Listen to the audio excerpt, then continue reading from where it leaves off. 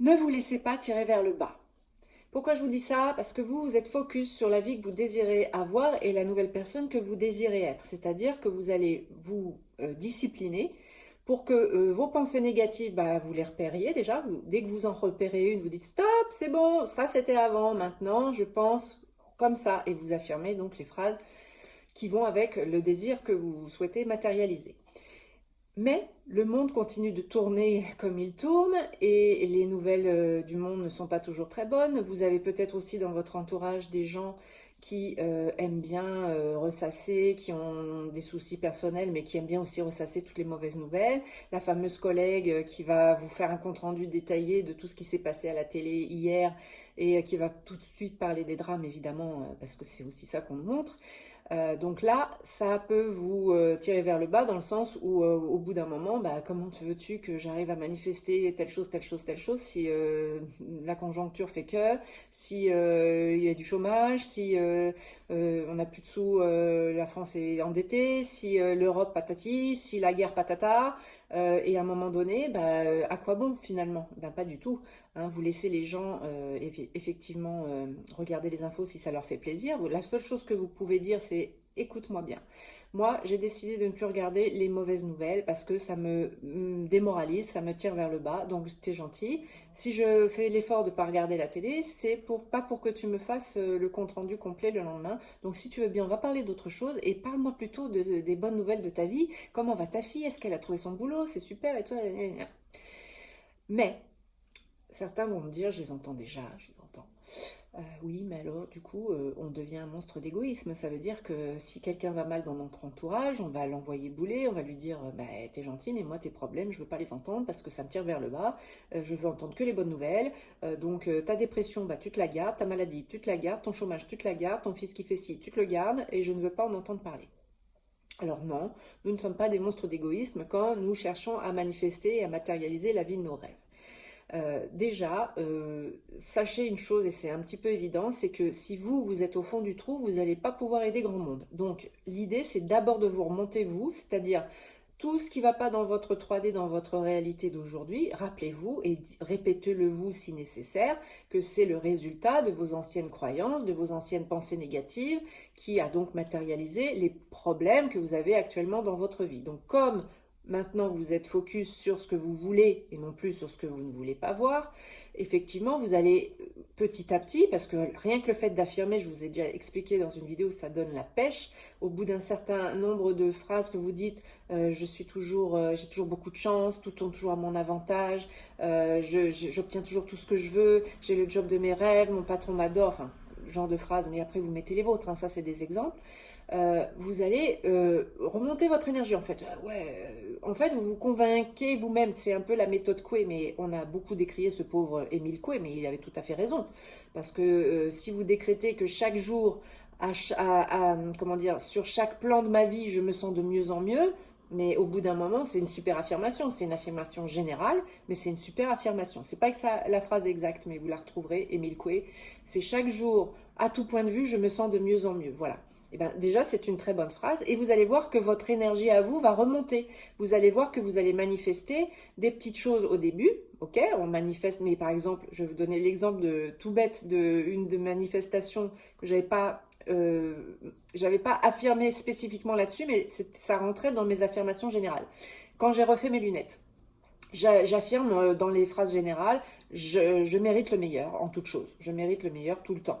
Et je fais donc mes lunettes et on me téléphone au moment où elles devaient être prêtes. On me dit on a un petit souci, c'est que les verres que vous avez commandés, la qualité de verre que vous avez commandé est en rupture de stock et on ne va pas pouvoir les fabriquer maintenant. Bon, alors ok, j'attends, il n'y a pas de souci, j'ai mes anciennes lunettes, ça va encore faire 15 jours, 3 semaines, il n'y a pas de problème. 15 jours se passent et j'ai un autre coup de fil où on me dit écoutez, c'est toujours pas revenu en stock la qualité des verres que vous avez commandés, donc on vous a surclassé, on vous a mis la top qualité, mais pour le même prix, puisque ça vient de nous le problème, c'est pas de votre faute si on n'est pas approvisionné, donc on vous a mis la qualité supérieure, pour le même prix, vous n'aurez rien de plus à payer. Merci beaucoup, merci la vie, je mérite le meilleur, j'ai récolté le meilleur. Donc les phrases générales sont vraiment peut-être la première chose à affirmer, des phrases vraiment comme ça, je mérite le meilleur, je m'autorise de recevoir le meilleur, j'ai toujours tout ce que je demande, tout tourne toujours en ma faveur, c'est-à-dire les événements s'arrangent toujours pour que ça se termine bien pour moi. Vous mettez les phrases que vous voulez encore une fois, c'est un exemple. Je peux vous aider d'ailleurs si vous avez des soucis pour créer vos affirmations, contactez-moi. On pourra voir ça ensemble.